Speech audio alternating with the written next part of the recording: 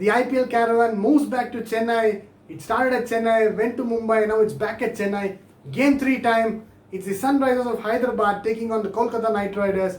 A big ticket clash again. 2 games gone, one a tight game. The second one was a comprehensive win for Delhi against the Chennai Super Kings. How does game 3 pan out? Let's watch the preview for this game. First, let's look at the Sunrisers Hyderabad, technically the home side for today's game. They're playing at Chennai and they've got loads of spinners in their squad. They had a very good auction. They're very smart buyers in terms of auctions.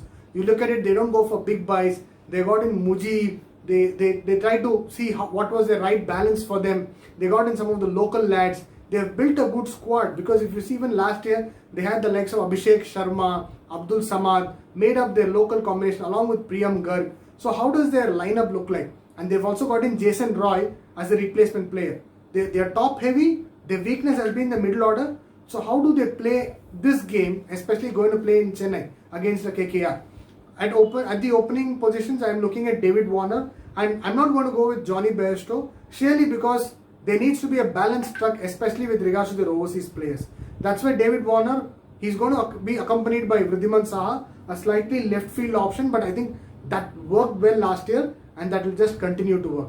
At one down, at number 3 and number 4, you're looking at Manish Pandey coming in at number 3 and then Kane Williamson. He's the bank for KKR. He's the ever reliable, ever dependent guy. He played a fabulous role towards the latter part of the tournament. He was one of those vital cogs who got them through in terms of the batting perspective to the playoffs. So Kane Williamson coming in at number 4. Number 5, number 6, number 7, I'm going to go with the youngsters. Abdul Samad, given the time that he had last year, he was a revelation. He needs to be given more opportunities. Samad coming in there at number 5. Abhishek Sharma at number 6. He's a left arm spinner. There are a few right-handers. It's an equal balance of right-hand, left-hand combinations in the Kolkata Knight Riders camp. So Abhishek Sharma can come in at number 6. And at number 7, I'm looking at Mohammad Nabi coming in. Surely because Nabi can bowl during the power plays. He's got someone like a Shakib Al Hasan against or an Owen Morgan in case he manages to pick up a couple of wickets early, or he can be lethal to the left-handers as well.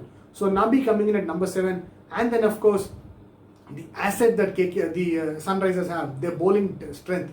That's a huge strength that they've got. You've got Rashid Khan. Rashid Khan's exploits in the domain, the T20 leagues across the globe have been well documented. So Rashid coming in there, following Nabi. Then you've got Bhuvneshwar Kumar. The best positive sign that the Sunrisers Hyderabad had was a Bhuvi who was back in form. He was a bit rusty in his first game on his comeback trail, but in the last 4 or 5 games, he's been exceptional.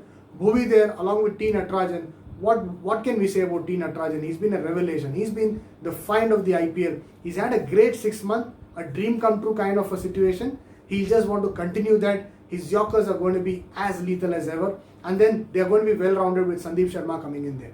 So all in all, a well-rounded squad, slightly left field in terms of opening combination, but I still feel this will hold them in good stead, especially against KKR at Chennai. So here's the squad for the Sunrisers Hyderabad. And now we are going to look at the Kolkata Knight Riders. The last time when Kolkata and Sunrisers faced, there was a thrilling match. So they'll have a few good memories, a few bad memories. They're coming off a not so great IPL. They've not been successful in qualifying to the playoffs easily. They had a captaincy change midway. How did they do in the auctions? Well, fairly decent. They got in a few players that they wanted. Someone like a Tim Seifert.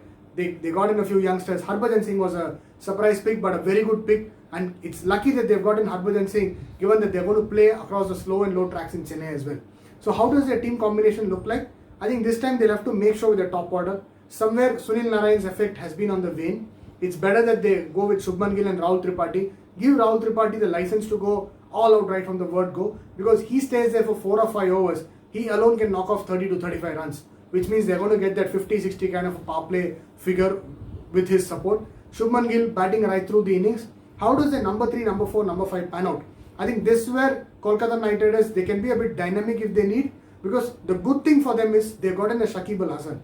So Shakib Al Hasan can play, he can be their number 3, or he can come in at number 4. You can have someone like a Shakib coming in there, and Owen Morgan there, and a Dinesh Karthik. So this forms a fairly good middle order. The only thing that they'll want to see is how do they fit in. They've got a lot of left-handers. Mind you, they've got Nitish Rana as well, who's their existing number 3. So with Nitish Rana, Morgan and Shakib, all are left-handers. So would they want to sort of break them and get in DK in between? that's something that they might want to do. But I always feel DK is good at number 6 or number 7. He can come in, you give him 4 overs, he's going to come in and smash 25 or 30 runs. That's the kind of player he is. And then of course the big man Dreras, he seems a lot fitter. Hopefully he's overcome his injuries, a slightly injury prone player, but his fitness is important for Kolkata's fortunes because he doubles up as a solid all-rounder. You saw that during the last IPL as well. Whenever he was effective as a bowler as well, they were able to take the games right into the last over and win. So Russell coming in there at number 7. Number 8, number 9, this is where, given the current situation of the match, they're going to play at Chennai. I want Harbhajan Singh coming in there along with Varun Chakravarti. Yes, you might say that they are both off spinners, but then look, Harbhajan in the power plays, he's got the best dot ball percentage in the IPL. He's got a fabulous average at Chennai. I think his average is around 15 or so, which is perhaps one of the best in business. So Harbhajan coming in there, Varun Chakravarti in the middle overs. So, and Harbhajan is handy with the bat as well. So you've got number 8 and number 9 frozen there. Prasidh Krishna has had a very good run in the domestic as well as in the international arena. He made his debut, was very good against England. Prasidh Krishna coming in there. And then number 11, while you might want to look at Pat Cummins, but I somewhere feel Lockie Ferguson is the key. Look, he's got the extra pace. Chennai is not a pacey track, but Lockie Ferguson is someone who can control, especially during the death. Pat Cummins has been leaking runs a fair bit, at least in the IPL. So Lockie Ferguson there. So my 4 foreigners for them is going to be Shakib Al Hasan, Eoin Morgan, Russell and Lockie Ferguson. The others play around. For Kolkata, it's a very important season purely from a comeback perspective. They've not been into the playoffs, had the captaincy rejig. It's important that they come out and play the way they are. Unfortunate that Kuldeep Yadav doesn't start, that's what I feel, because he's low on confidence. Maybe give him some time and then it goes as it goes. So that is how my lineup for Kolkata Knight Riders today is. It's a tight game. Two teams are equally star-studded, but I somewhere feel it's going to be the Sunrisers who's going to win it. So my prediction for today is the Sunrisers will be smiling at the end of this game.